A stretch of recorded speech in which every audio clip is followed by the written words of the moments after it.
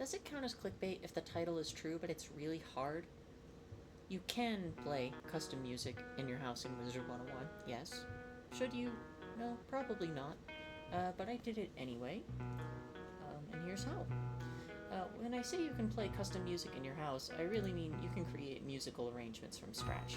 It's an unreasonable amount of work, and you probably shouldn't because your results won't be perfect. Hey, it's Sky, aka Natalie Doomstrider. You may know me from my other video about taking 1 million damage from Rattlebones that I made ages ago. As will become very apparent over the upcoming several minutes, I am on the spectrum. Wizard101 is an obsolete game and its golden years are far behind it, but I still play it anyway. I discovered Castle Magic, a way to program your house. Castle Magic is great and really useful. You can do a lot with it, from something as simple as a button right next to spawn that teleports you inside your house, or something as complex as I'm about to show you, or more. I've seen some really cool stuff made with it. This is the Stardew Valley Overture, by the way. It took me about 12 hours to put it in the game. It's not perfect yet, but it's by far my best work. I have a few other songs as well, including the Super Mario 64 intro, which plays as soon as you spawn in. I Want to Live from Baldur's Gate 3, Last Dance from Crypt of the Necrodancer, and the intro from Undertale. Now, before we go any further, the title looks an awful lot like this might be a tutorial video. I'm gonna present this as though it is, but it's not something I recommend doing unless you really want to go the extra mile. The Stardew Valley Overture took me 2 minutes. That's not true. Stardew Overture is 2 minutes long, and it took me 12 hours to port into the game.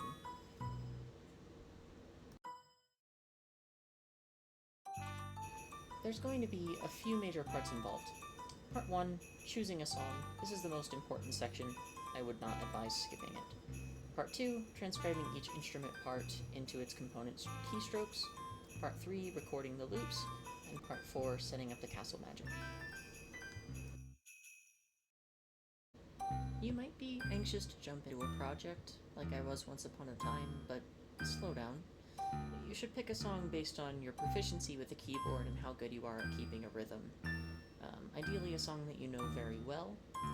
Lucky for me, I can type at 140 words PM. Words PM. Amazing. I can type pretty quickly, and I have a musical background, so that works pretty well. You'll need to listen to the entire song. Sit in front of your instruments in-game, make sure that the highest and lowest note of each part are something your instrument can actually play. Ideally, this should be true without changing the key, but you can do that if you really want to. Sometimes for really high notes, you can get away with playing them an octave lower, but I wouldn't rely on that too much as a crutch. Make sure that no part of the song is faster than you can comfortably keep up with basically random key presses while keeping rhythm. It's deeply disappointing to get halfway through building this, spending 3 or more hours doing it, and then discover there's a part that's too fast for you and sounds terrible, so you either have to simplify it yourself or skip it. Don't under any circumstances assume that a laid-back song won't pose a challenge. Check every part. Importantly, the tempo of the song should not change. You will be using the in-game metronome to keep time, and since you can't control your instrument's volume, you need to make sure the volume is at least somewhat consistent throughout as well. This is not technically a strict rule, it just ends up with a nicer sounding result. Part 2, transcribing each instrument part into keystrokes. Okay, congratulations. The first and easiest part is done. You've chosen a song. So go ahead and open up the Crown's shop. Go to Housing and then Instruments. And then click on one, set the purchase option to gold, buy any instruments you want. You're gonna have to make some substitutions, but honestly I would suggest you buy one of each, just to see what works best for each instrument in the song. You can also get 2 playable instruments from the Liches and Legends Gauntlet, and several more from Battle of the Bands if you have someone who's willing to run that with you. That gauntlet has been discontinued for a long time, and it is limited in quantity, so you will have some difficulty getting those if you need them. Then you must open a plain text editor. For you Windows users out there, that's Notepad. I'm on Linux Mint, so I'll be using Xed, and thankfully avoiding all of the AI nonsense that comes with Notepad in Windows 11. For those of you who are still in Windows 10, did you know that they did that? That's horrible.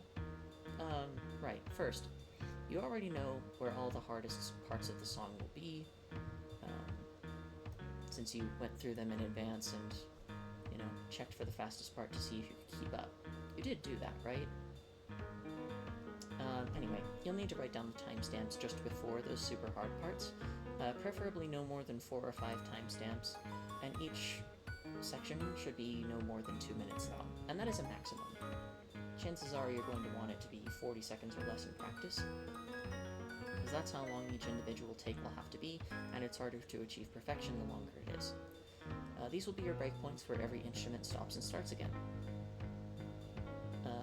Once you've got those timestamps written down, listen to each section of the song, sit in front of your instruments, figure out which keys correspond to each note for each instrument for each section, write it down, add spaces between the characters to signify rests, and the reason I recommended you use a song that you're familiar with is because it helps you to remember the timing for the notes if you're already very familiar with it.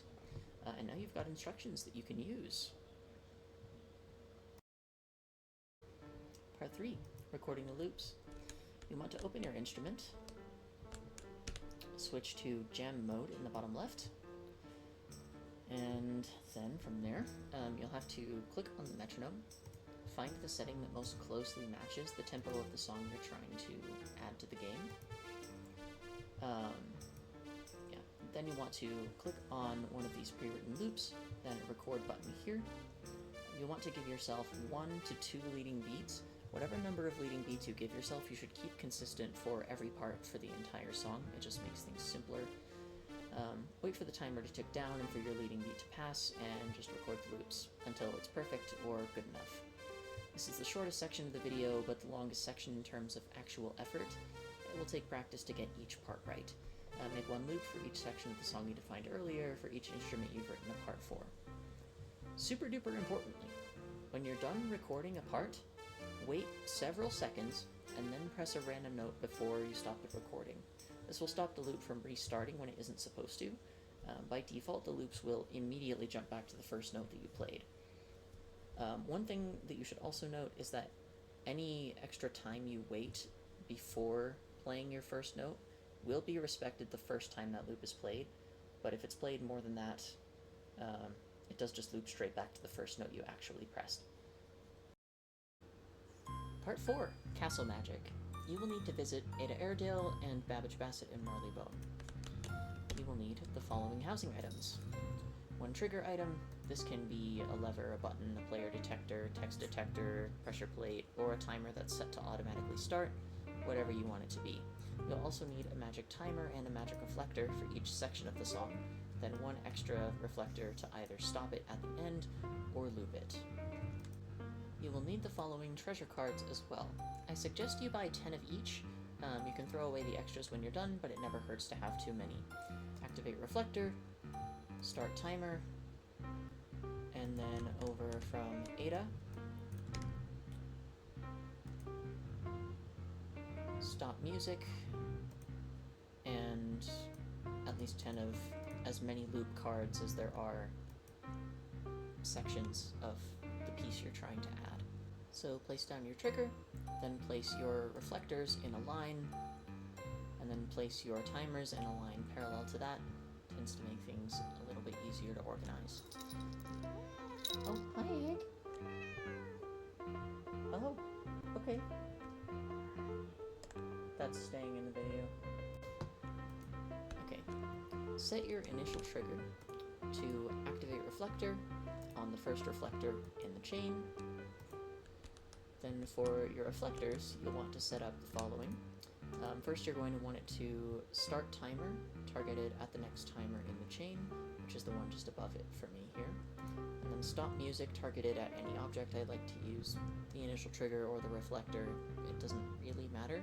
Each of the rest of the slots should be filled with play loop cards, targeted at each of the instruments that are part of that section of the song. You'll also want to configure your timers. I recommend that as soon as you place them down, you make these changes because it can be pretty difficult to troubleshoot if you don't go out of your way to do this proactively. Turn these 2 settings off and turn display on screen on. I suggest setting the on timer duration to 59 seconds.